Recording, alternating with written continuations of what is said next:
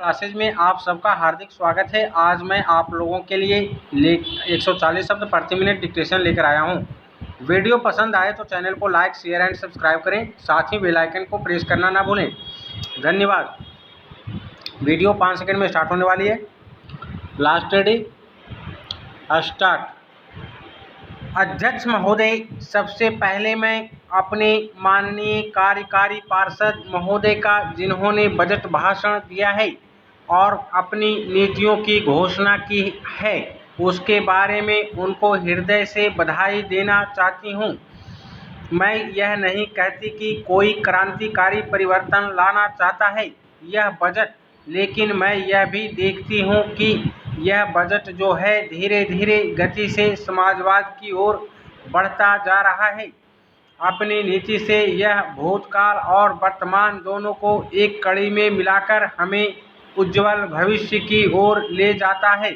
ऐसा मुझे कहना है इस भाषण को पढ़ने से कि इसमें हमारा कोई भी वर्ग समाज का ऐसा नहीं है जिसे अछूता छोड़ा गया हो, क्योंकि भारतवर्ष एक कृषि प्रधान देश है और मैं यह समझती हूँ कि इस बजट के दौरान यह पूरी तरह से कोशिश की गई है कि ग्रामीण अर्थव्यवस्था को, जिसे हम अर्थव्यवस्था की रीढ़ भी कह सकते हैं, उस ढांचे में उस रीढ़ की हड्डी को और भी सशक्त बनाने का पूरी तरह से प्रयत्न किया गया है।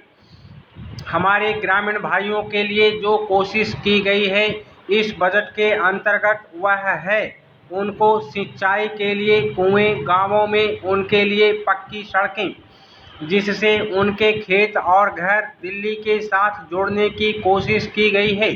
जितनी भी इसमें व्यवस्था की गई है उससे ग्रामीण भाइयों को बड़ी भारी सहायता मिलेगी। उसके अतिरिक्त ग्रामोद्योग के द्वारा जो रोजगारी का प्रबंध किया गया है उससे भी ग्रामीण अर्थव्यवस्था को एक बहुत बड़ी सहायता मिलेगी।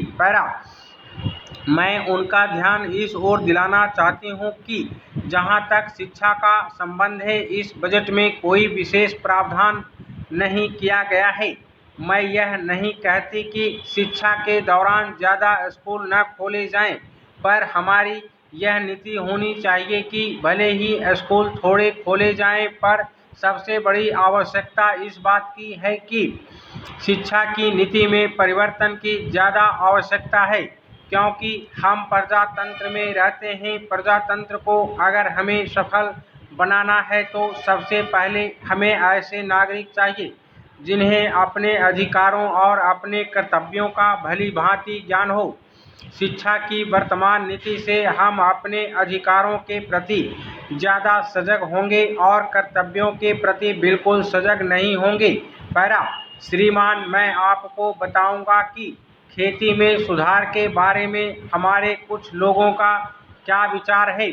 हमने विभिन्न दृष्टिकोण से अलग अलग विचार किया है, विशेष रूप से सबसे ऊंची सीमा बांधने तथा सहकार के प्रश्न पर, किंतु हम अनुभव करने लग गए हैं कि दोनों का आपस में गहरा संबंध है। अगर हमारे देश में बड़े बड़े फार्म होते तो यह कल्पना की जा सकती है, भले ही आप इससे सहमत न हो, कि उनका कार्य संचालन दक्षता से होता और उत्पादन भी बहुत बढ़ सकता और साथ ही साथ आधुनिक तौर तरीकों का विस्तार हो सकता। भारत की मूल्य समस्या यह है कि यहाँ जोत की भूमि छोटी है और टुकड़ों में बटी है। साधारण तौर पर मैं कहूँ कि यह 1, 2 या 3 एकड़ है। इतनी छोटी जोत की भूमियों से हमारे किसान केवल अपना काम भर चला सकते हैं, लेकिन आधुनिक तौर तरीकों को अपनाने में बहुत कम प्रगति करेंगे।